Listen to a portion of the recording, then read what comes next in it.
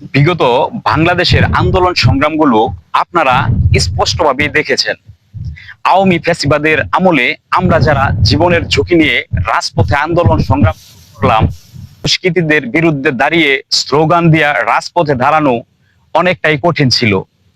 কিন্তু দেখেন, 5 তারিখ গণ অভ্যুত্থান হলো। 5 তারিখের পরে একদল সুবিধাবাদী হঠাৎ করেই দলে এসে ভিড়ে গেল।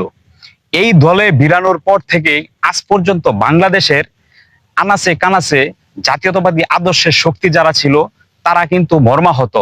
তার বাস্তবতা হচ্ছে ওই সুবিধাবাদীগুলো দিনের পর দিন মানুষকে নির্যাতন নিপীড়নের মাধ্যমে ওই যে আওয়ামী লীগের আমলে তারা করে এসেছিল সেইগুলো তাদের মনোবল ছিল, এবং বিএনপিতে ঢুকেও তারা এই ধরনের কার্যকলাপগুলো করব, এই প্রত্যাশা নিয়েই তারা দলে ঢুকেছে। আর দলের বদনাম করানোর জন্য তারা স্বয়ংসম্পূর্ণভাবে লেগেছে। একটা জিনিস মাথায় নেবেন, যারা ত্যাগী কর্মী ছিল এখনো তারা ত্যাগী আছে। ত্যাগীরা অভিমানী হয় কিন্তু দলপ্রেম ছাড়ে না, আর সুবিধাবাদীরা দলপ্রেমও ছাড়ে, অভিমানীও হয়, এবং সর্বোচ্চ বাটপাড়িরাও তারাও করে। এবং এই যে যে সময়ে বিভিন্ন জায়গায় সন্ত্রাসী, রাহাজানি, চাঁদাবাজি, টেন্ডারবাজি, মানে নানা ধরনের বৃত্তান্ত কাজগুলো কারা করতেছে, এটা আপনি আপনার আশেপাশে একটু খেয়াল করে দেখেন। অবশ্যই সেই সুবিধাবাদীরা করতেছে, যারা দলের নামগুলো ভাঙিয়ে ভাঙিয়ে নিজের অর্থবিত্তের মালিক হচ্ছে এবং তাদের ব্যাংকে টাকার পাহাড় জমাইতেছে।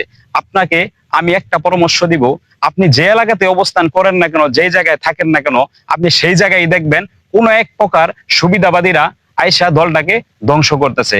যারা বিশেষ করে জাতীয়তাবাদী আদর্শের সৈনিক আমরা, জাতীয়তাবাদী আদর্শের প্রেমী আমরা, এবং শহীদ রাষ্ট্রপতি জিয়াউর রহমান, আপসীন দেশমাতা দেশনেত্রী বেগম খালেদা জিয়াকে দেখে রাজনীতিটা করতেছি, তারা একটু কষ্ট হলেও সতর্ক থাকবেন।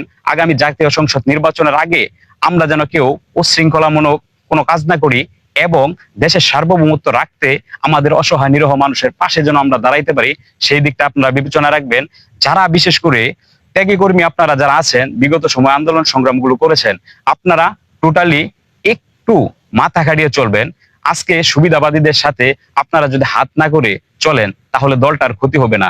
কিন্তু যদি আজকে ওই সব সুবিধাবাদীর সাথে হাত মিলিয়ে আপনারা কাজে কর্মে লিপ্ত হয়ে যান, তাহলে আমাদের দল আগামীতে ঝুঁকির মুখে পড়ে যাবে এবং এই দলীয় শৃঙ্খলা নষ্ট হয়ে যাবে। তাই সকলে সতর্ক থাকুন, সুবিধাবাদীর থেকে 100 গজ দূরে থাকুন। এই কথা বলেই আমার এই সংক্ষিপ্ত ভিডিওটা শেষ করছি। ধন্যবাদ, সকলে ভালো থাকবেন। আসসালামু আলাইকুম।